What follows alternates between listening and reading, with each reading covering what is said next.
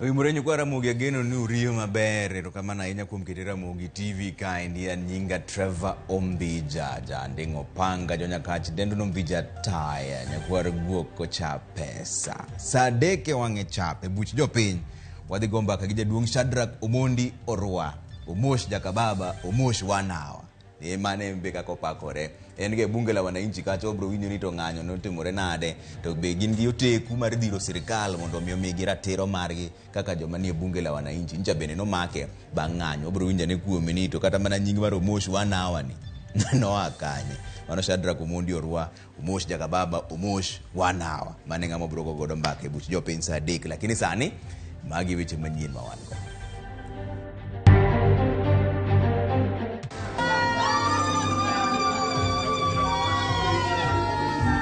We wish to extend our very deep and sincere sympathies to families of the loved ones that we have lost and those who have been injured. Azimio la umoja kawuono telo ne johera magi timo rapar ne ji manyocho negi kata yudo hinyruok e ng'anyo. Ka wan gi weche ma kamoro ok wayie godo to wabed joma nyalo luwo chik mondo kik wakaw chik e lwetwa. Migao mar arita omedo seyo ng'anyo makelo hinyruok ne obila kod ketho mwandu jopiny. Gidonje dala mar Homabay County, giyako chambwa, gorogoro madongo gichodho, gi siling 80 siling 70, kato gibiro duogo usonwa sama kech owuok. Oganda makaluo koro ijiwo mondo ket yore makare mag kano cham ma igole puothe e kindeni.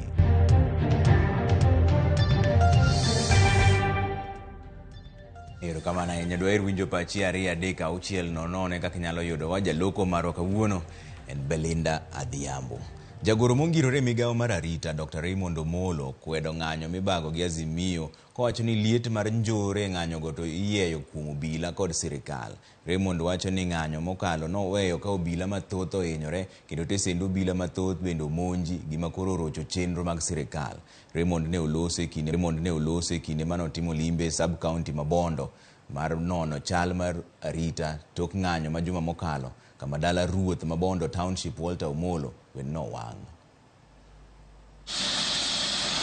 Ma e okang' mokwongo ma jagoro mongirore e migao mar arita Raymond Omolo otimo limbe alwora ma Nyanza ayanga nyaka no chak tich.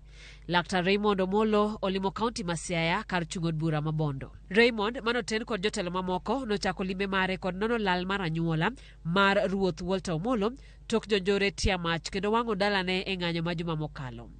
Kogoyo mos ne anyuola mar Walter, Raymond onyiso oganda mondo many yore mamoko mag yudo duoko makare to okawo chik e lwetgi ka gimoro rach.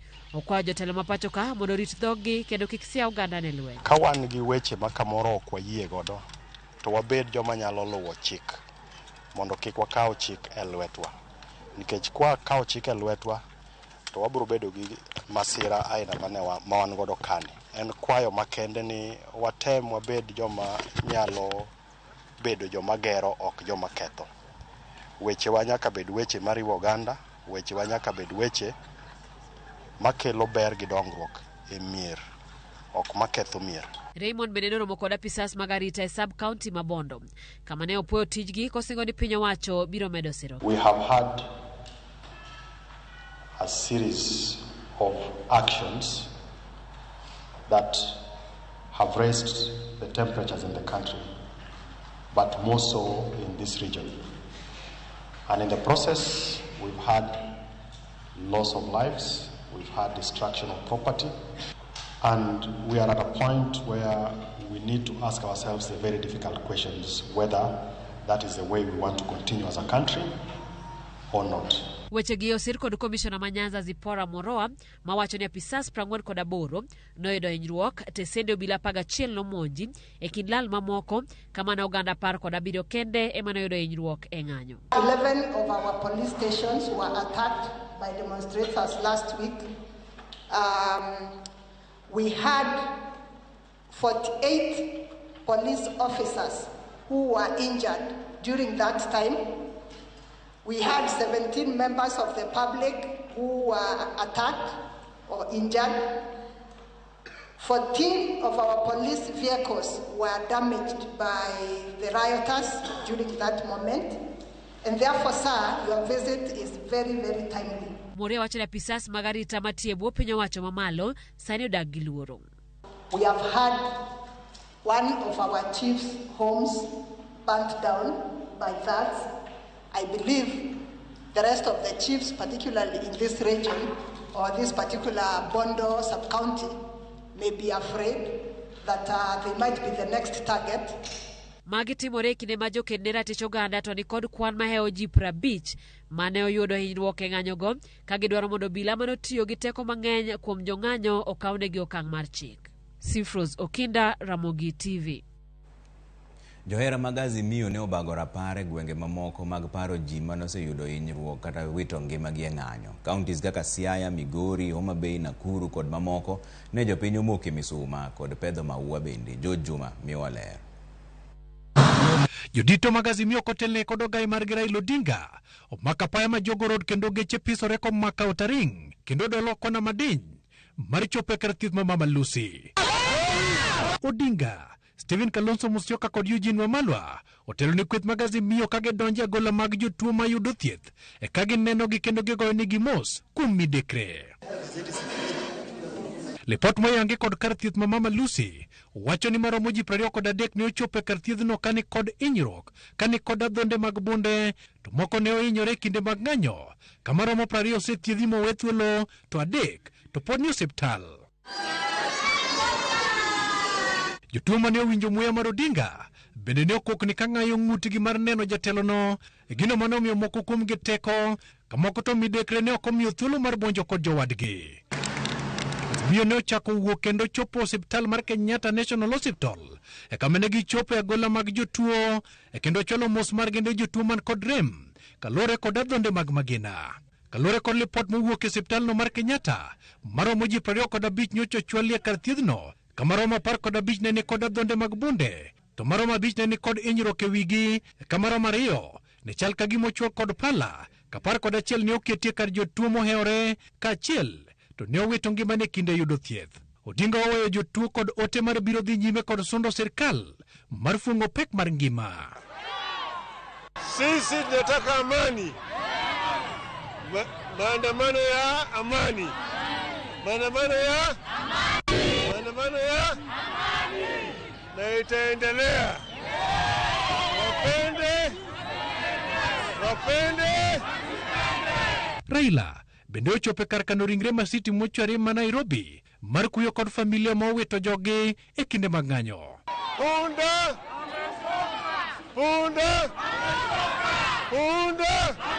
Azimio ne otieko odiochieng' apisi ma Jaramogi Oginga Odinga Foundation e kama ne gibage alam. Baba, katika jina la mwanao Yesu Kristo. E pedho maua kod moko musoma kaka rapar.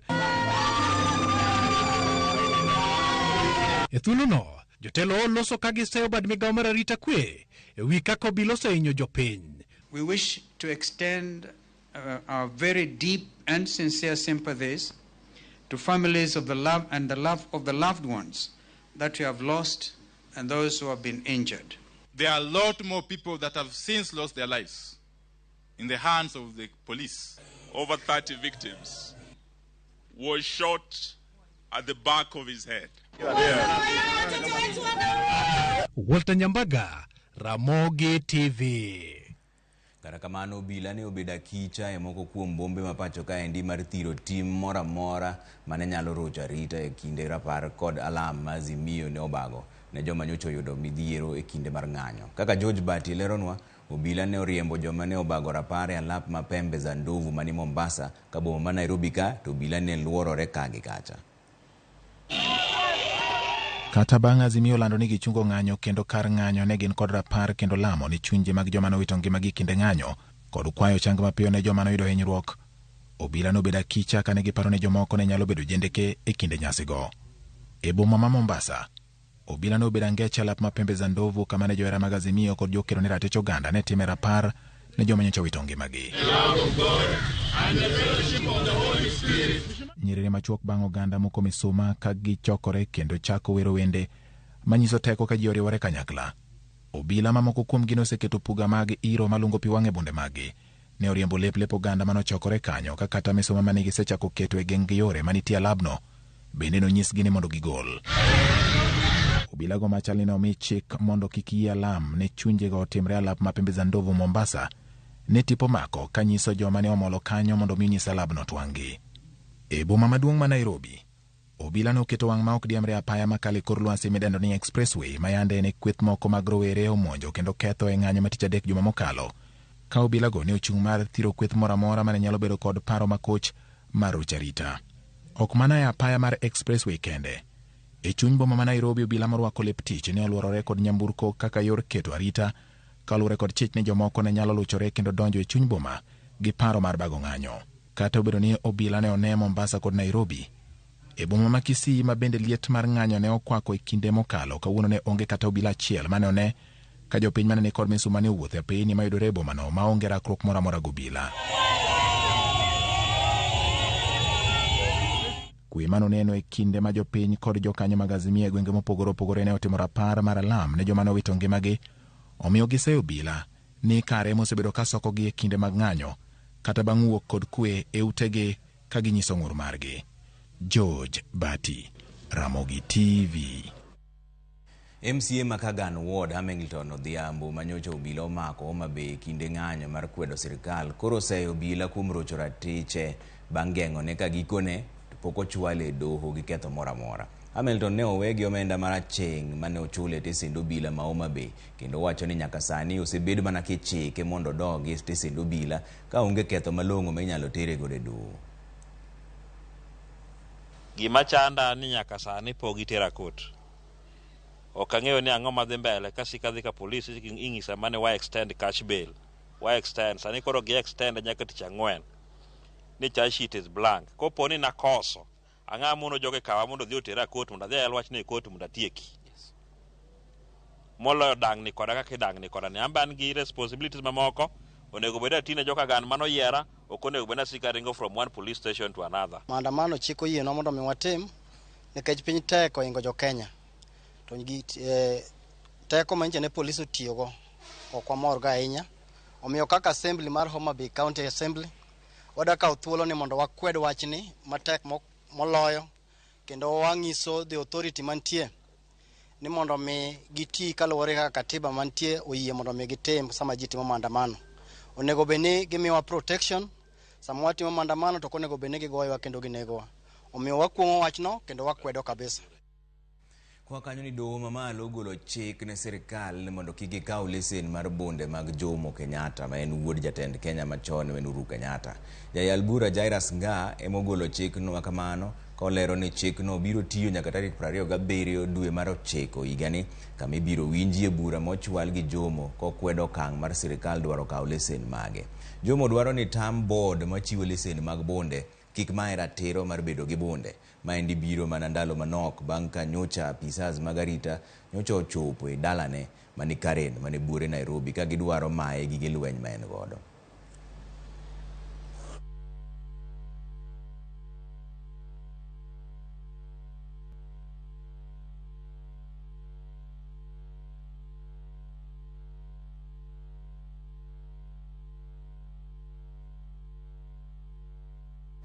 Anyuola mag jogo manyocha oyudo hinyruok e ng'anyo mag Azimio Kisumo pod medo kwayo sirikal mondo tim nonro mapiyo mondo obila manyocha otimo timbe maricho e ng'anyogo okawnegi okang'.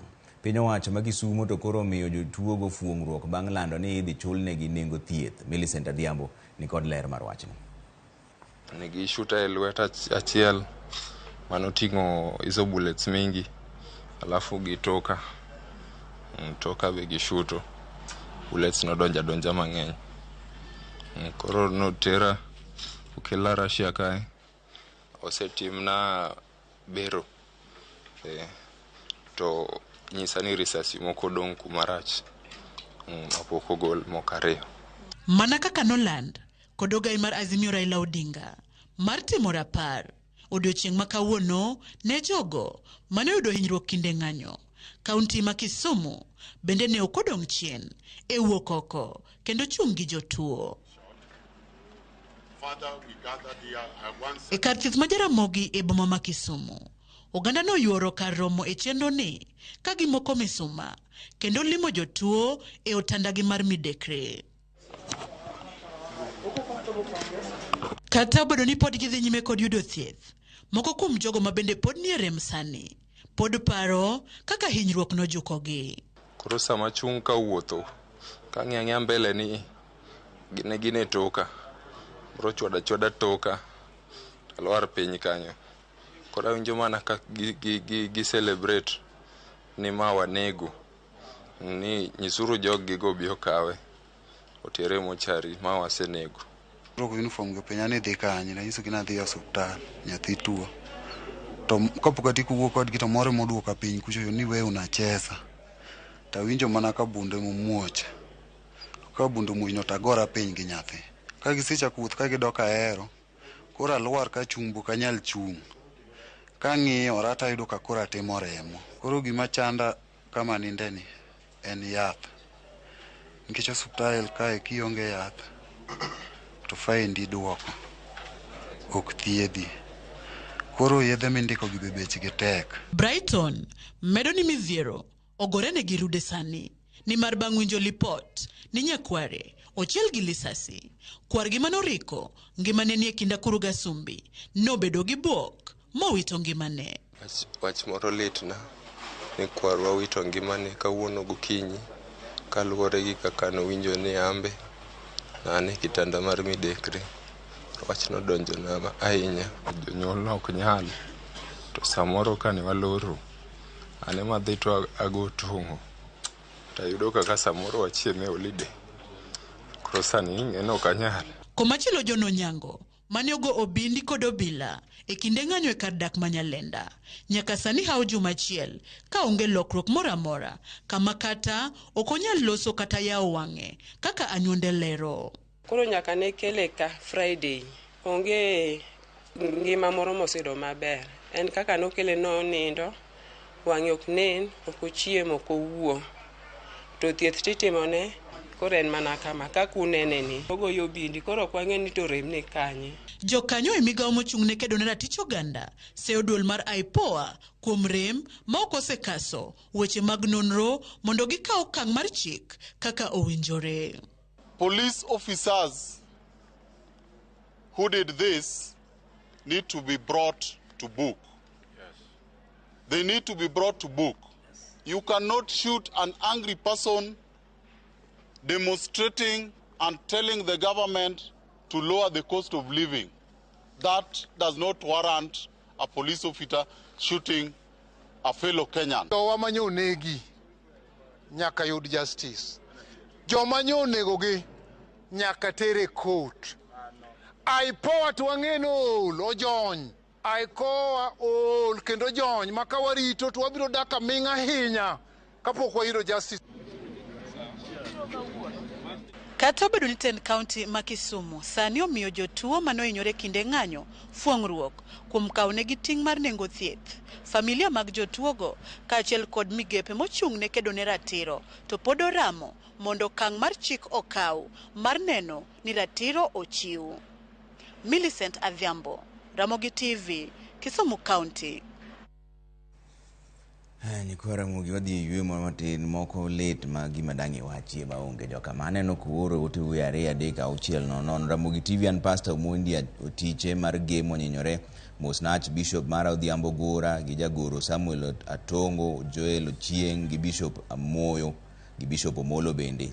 Erokamano ahinya. Ramogi TV en puoch gi pak ne Raila gi jo tenda Azimio kuom telo ne jopiny kuom timo rapar mar alam mano Fred Osuru ka entiere Dandora Phase 2. Erokamano ahinya. Ramogi TV ma Felix Omondi ka wuok ka Bondo chiro ko wuor. Aneno news gi mama na Joyce Odero, baba na Tobias Odero, nyithindwa Linda, Evans, Javan, Judith, Marion, Collins, kod Dana, Margaret, Abeti. Roko erokamano ahinya kuom kete man Ramogi TV. Ka wadhi yo moro machuok oduogo to pod wan weche manyien mobiro keloni.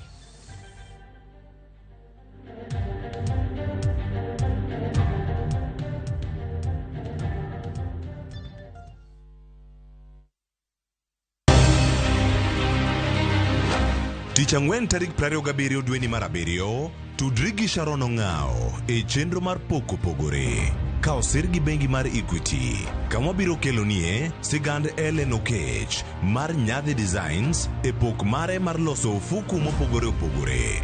gi law mar kitenge. Noka save kian na save nega biashara nikech na believe ni onegi save ne biashara mondo biashara endelee. But kane jo Equity opuonjo wani inyalo save ne kino nego beni save ne kin nikech personally ngato beniga gi challenges. Pok opogore kowuok e gwenge Manjiru chakre saa 2:30 nyaka saa 3 okinyi mana e Ramogi TV.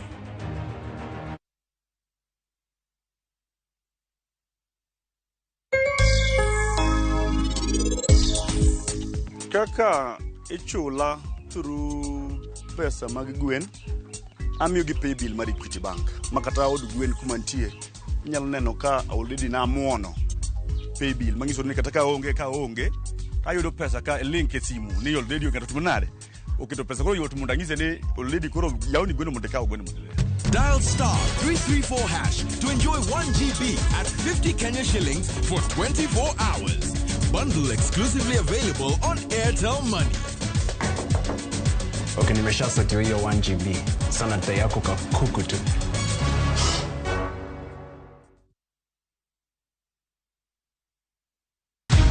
Many have been lured into jobs abroad, only to end up in perpetual suffering. I met this girl by the roadside. I wish you saw how this girl is desperate. Nimepata mteja mpya for my bureau. Meet Eunice, a naive village girl who is given an opportunity to go and work abroad by Madam K. Nenda Middle East. Ati? When did you even do the application? But is this really a golden opportunity, or will she be one among too many to be lured into the human trafficking syndicate by Madam K and Joe? The parents are caught in the middle. Will they listen to John's side of the story even as he is caught trying to save his girlfriend? We have to leave this place. Enjoy this unfolding story of Madam K only on viewsasa.com.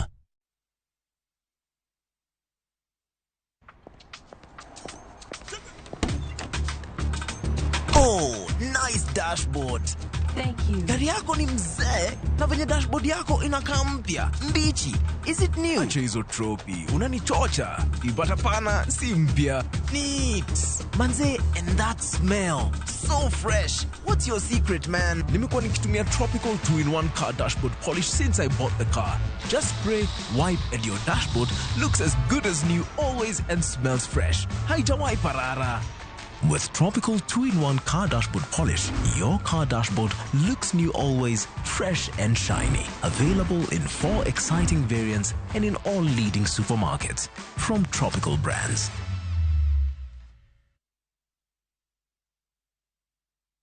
Twende chain. Pata boost ya 500% ukiekelea multibet yako on shabiki.com. Play and win big. Kuwa Shabiki. Strictly not for persons under the age of 18.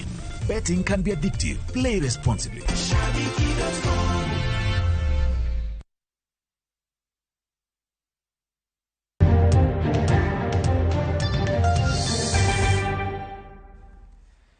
Erokamano kuom keto Ramogi TV ka wadhi ane mbele gi weche manyien matuch ka ni ringre 10 timne gi bero bang' gologi e liete ma Shakahola. Ma endi ler ma ochiw gi jabero moyiedhi mar piny owacho men Dr. Johansen Oduor mane oloso e hospital ma Malindi sub-county. Ringre ma otimne gi bero go oriwo koda mag nyithindo 9 gi ng'at achiel maduong'. Dr. Oduor wacho ni kuom ringre ma otimne gi nonro 4 ofwenyore ni ne otho nikech kech. Chenro mag dhi bero to dhi nyime ne ringre mamoko ma nyaka sani nitiere ringre moko 77 mowinjore otimne gi nonro. Jotim nonro to kata kamano ne ok ochiwo ler mar kaka nonro osedhach ni mar nyaka sani familia moko rito duoko mar DNA manotimne wedegi. We embarked on the 4th phase of autopsies of the victims of bodies which we exhumed at Shakahola, and today we managed to do 10 postmortems, and of these postmortems, a majority of them were children. 9 were children while 1 was an adult. We were able to establish that about 4 of them died because of starvation, but 6 of them we were unable to establish, the reason being that they were decomposed to a level that we were unable to get anything meaningful in a form of a cause of death. Very soon they'll be able to release the DNAs which have been matched so that now we can be in that phase of releasing bodies to the relatives. That's all that I could gather, but not very privy to the exact details. Odonjne weche mag somo ni somo mar CBC nyalo nimo ahinya te gwenge maoro kod kech ohero kwako e pacho kae ndipo ni piny owacho kochwalo ne jopuonj kod buge mene moko kuom skunde go e gwenge go. Maendi biro e kinde mar riwruok mar skunde ji giwegi bende pod kwayo piny owacho mondo oyaw negi skunde mag ji giwegi mane ok omi thuolo mar puonjo jo junior secondary mondo dhi nyime kod puonjono. Mana kaka Judith Omondi lero, sikul kaka ni Kilorite e kaunti ma Laikipia en achiel kuom skunde ma somo mar CBC iwinja. Tije lwedo kaka timo ler mar alwora, tuke kaka taekwondo, wer kod miel, puonjruok e lony manyasani, loso masinde gi gik mamoko kod mwandu minyalo yudi e alwora. Magi gin moko kuom gik manyien mane lai manyien mar somo kelo e sekta mar somo mapacho ka. Ma en somo ma osechopie grade mar 7 kendo okang' mogik mar somo mar 844 e primary rumo higani.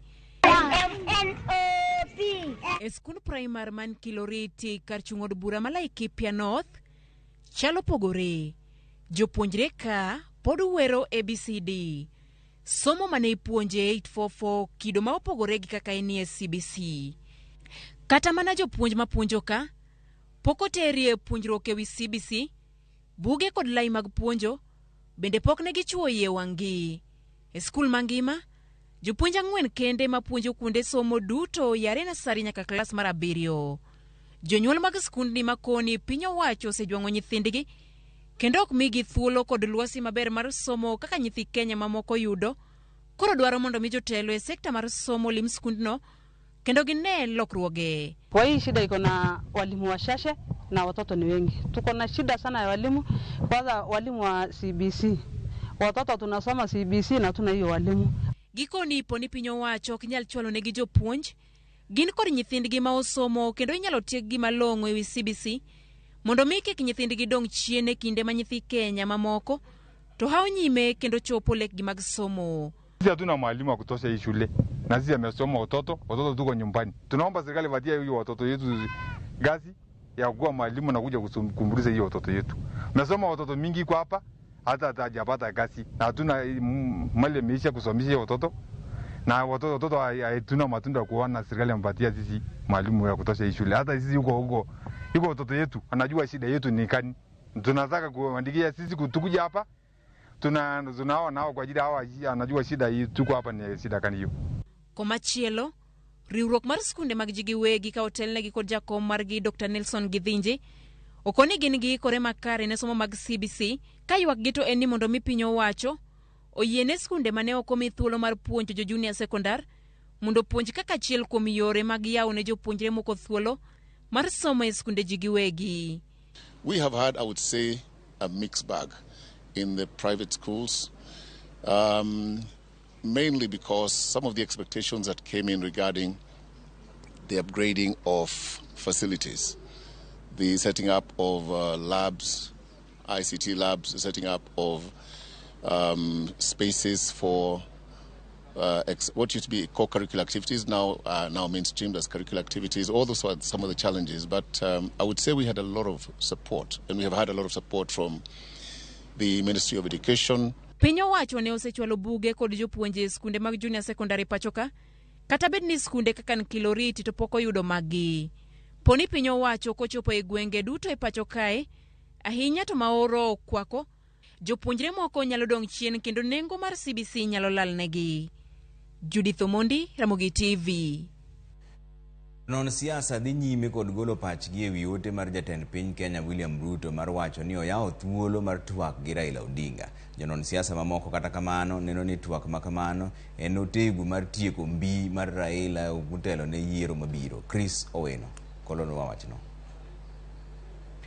Dweche 9 nyaka ne oganda jo Kenya dhi e yiero maduong' mokalo, riwruok mar Azimio osebedo ka sundo jatend piny Dr. William Ruto mondo bag twak mar goyo mbaka ewi midhiero mokwako pacho kae. Korka kore, William Ruto kod josiasa mag Kenya Kwanza osebedo konyonore weche mag yiero maduong' mokalo ne orumo e doho mamalo mogik. Okang' ma kamano osekelo ng'anyo mag Azimio kaka yo mar neno ni piny owacho mar Kenya Kwanza owinjo ywak margi ewi pek mar ngima, gwelo commissioners manyien mag IEBC kaachiel gi timo lokruok ne chik mar omenda. Kaluwore kod ng'anyo mag Azimio moseweyo ji mohewo 20 kowito ngimagi e lwet obila, kweth ariyogo ne en kod ting' mapek mar timo twak. Otieno manyoro, jatend piny William Ruto e yor tudruok mare mar Twitter ne oyango ni oikore mar timo twak achiel kachiel kod ogai mar Azimio Raila Odinga. Wach ma kamano osenyuolo paro mathoth ewi gimomiyo William Ruto ne oyiero mar chiwo ote ma kamano kokalo mana e yor tudruok mar mbui. Dibed ni ma en otego ne Raila kose. He set Raila Odinga up by saying that he will be ready to meet Raila Odinga at Raila Odinga's convenience. And so it's Raila Odinga to find it in his diary. When is it that he wants to meet the president? If Raila Odinga fails to show up or avail himself to a meeting with the president, then the burden of blame will fall on Raila Odinga. He'll be seen as least willing, least available, least concerned, and least interested in having a sit down with the president with a view of resolving the prevailing political impasse in the country. Twitter ni ngeni ena kanyo en social media magika ng'eny timore. An Chris kadwaro ni mondo mi amanyi ya penji penjo moro to agoni mana simu mana kaka imbe ni gona simu no. Onge jo mang'eny mung'e ni gona simu be ok ng'e ni to na wachang. Ng'anyo mag Azimio e jumbe mokalo osebedo bag sundo piny owacho mondo duok piny pek mar ngima kaachiel kod timo lokruok ne chik mar omenda. Javas Bigambo kata kamano onge kod yie moro amora ni twak e kind Raila kod Ruto dhi miyo jopiny fuong'ruok ewi pek mar ngima kaka jopiny geno. Well, the cost of commodities and the cost of living is through the roof. It requires political goodwill. This political goodwill should come from the government, should come from the opposition. That actually if the two sides are keen on bringing down the cost of living, they will do it only through two possible avenues. One, policy reforms. Two, statutory reforms with respect to Finance Act 2023. Ich wang to gi kech mwasebedo kwa neno ne. Onengo beni wa dhi kawan gi koni utmost good faith.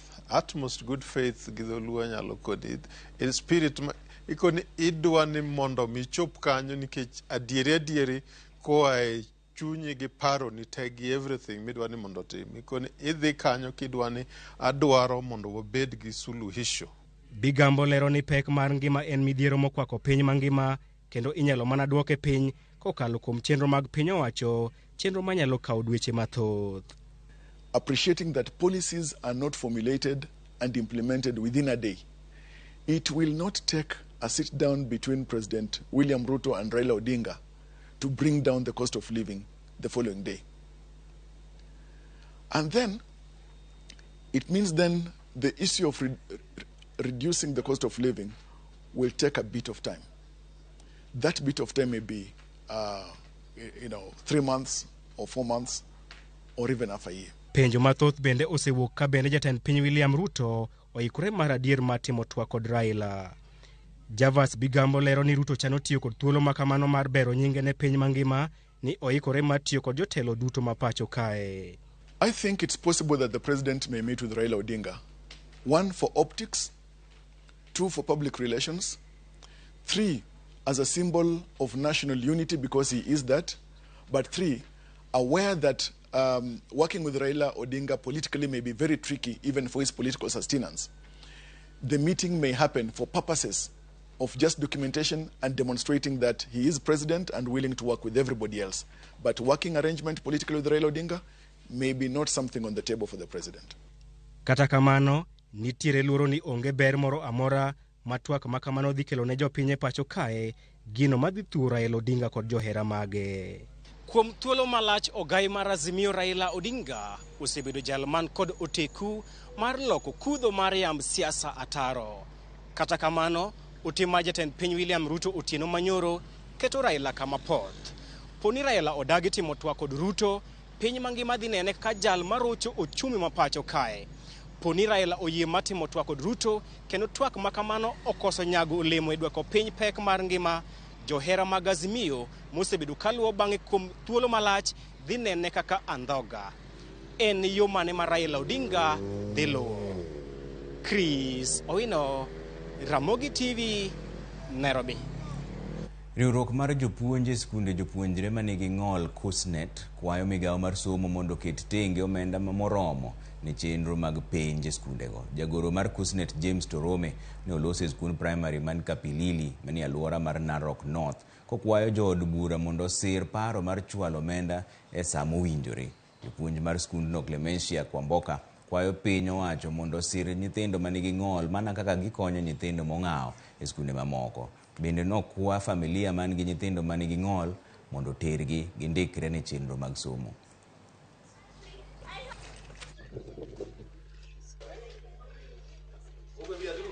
There are some who had been rehabilitated. They have gone under surgery, and now, unless you are used with them, you may not know. They are very okay. They are among the others, apart from these ones you have seen still who are in the wheelchairs. Walimu, sister, tumekuja vile tumekuja. And because we have got the will and the touch of these children, when they're integrated here, I think God is doing his miracle to see them being transformed. Let's not shy away from asking donors, because we need support for these children. These children alone, they cannot ask for help unless we ourselves, inclusive of what we feel right in our hands. The government of the Republic of Kenya to start now funding the private special schools. These are learners who have been neglected for a very long period.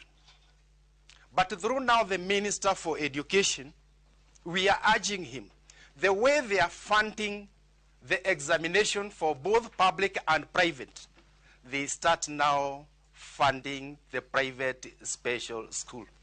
We are also calling upon the county government, and not only the county government in Narok, across the country, they are supposed now to focus on special needs, because this area has been neglected for a very long time.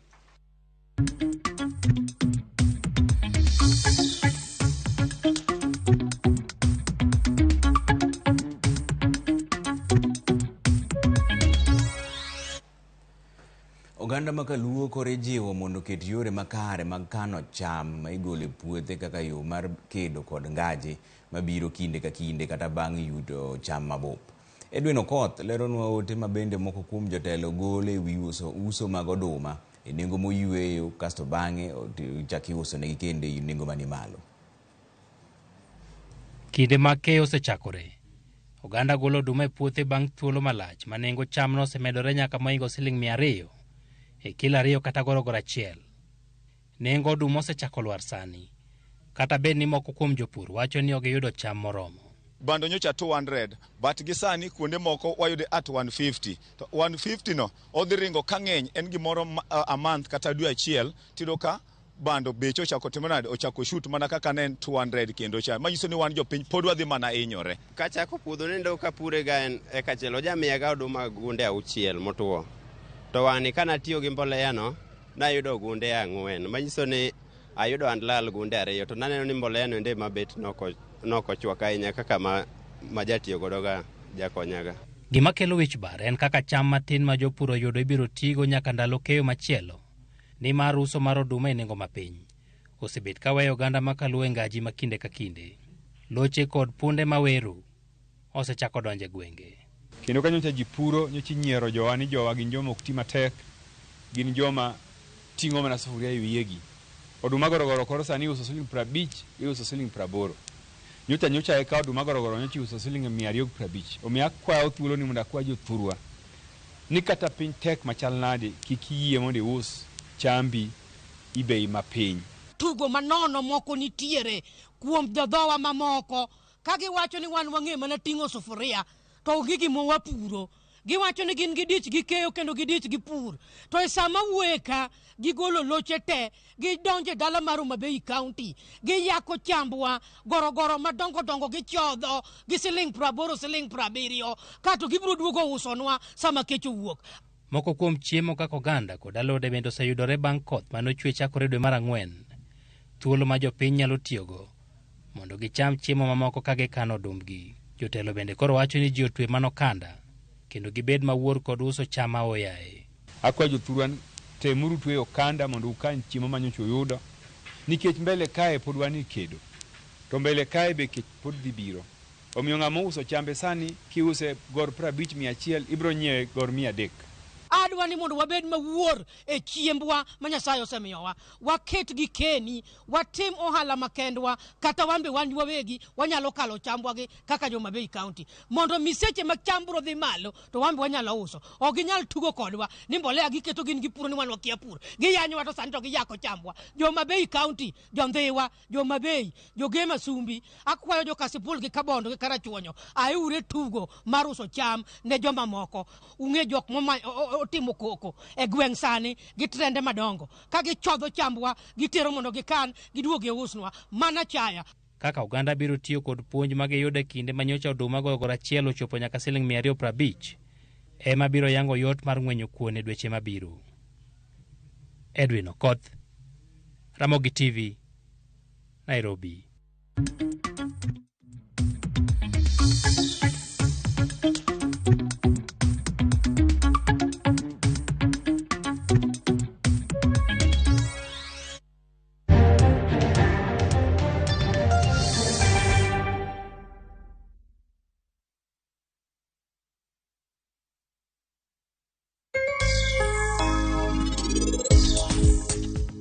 Mehero romo. Kiki wachna gimoro. Nyaka sani ining'e ni sewachona gik moromo. Taonge teko mar winjo gimidwa wachona kendo.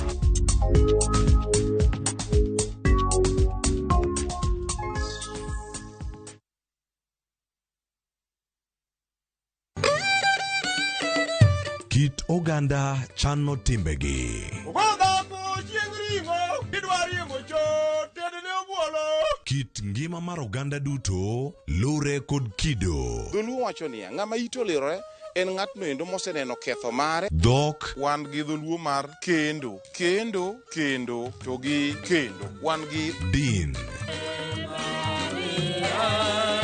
Chike kuonu nyaka siemin tingma gimo wacho no biro kelo luor. Winj ka wagoyo sigandwa. En adieri ni pigni ka miyo moked gweng'ni olwokorego to ok odhi. Wamor kanyakla. Joluo wan gi kitwa kod timbewa. Un. Gin. To wan. Ngeso ka ngeso, sa 1:45 otieno, mana e Ramogi TV. Welcome to Shabikila. Play Shabiki Virtuals on Shabiki.com for a chance to win huge cash prizes from low stakes. Jisetie stake na how much you want to win. Kuna penalty shootouts, defender and so many virtuals only on Shabiki.com.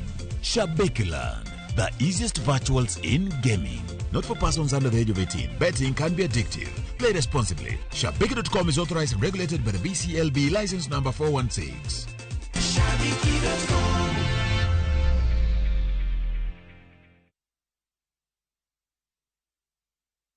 Nyiew tokens mag stima nono maonge pesa ma ing'adi mana gi Airtel Money. Star 334 hash bang'e yier kama ondikni lipa na Airtel Paybill. Kasto iyier kama ondikni KPLC.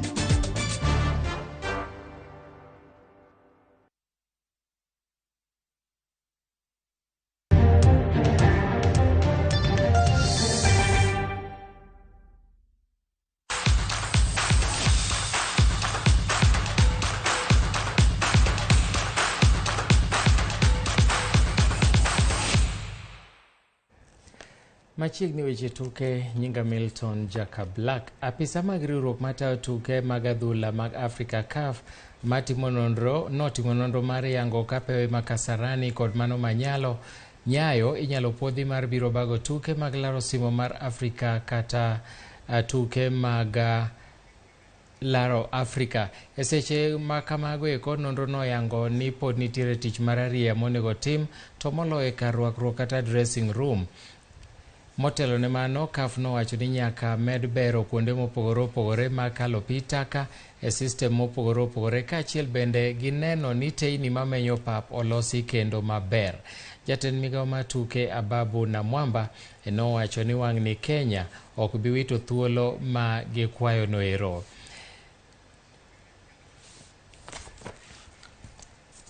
Komachielo bende tim mar adhula mar jok mamine mar Hispania odonjo e round mar timbe 16 mabeyo bang' loyo jochung' mag Afrika Zambia gonde 5-0. Spain notele gonde 2-0 e nus mokwongo mar tugono kaeto gidok gi